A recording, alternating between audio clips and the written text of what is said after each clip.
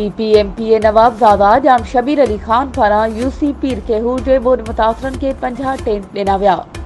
MPA नवाबज़ादा जाम शबीर अली खान पारां ॾिनल tent Parvez Ali भमरो Mithrau canal बानवाह जे बंद ते वेठल बोर्ड मुतासरन ताईं पहुचाया। उन मौक़े ते इलाइक़े वासियुनि चयो त असां PPMPA नवाबज़ादा जाम शबीर अली खान जा थोराइता आहियूं, जंहिं UC पीर केहू जे बोर्ड मुतासरन सां हर ॾुखे वक़्त में मदद कई आहे।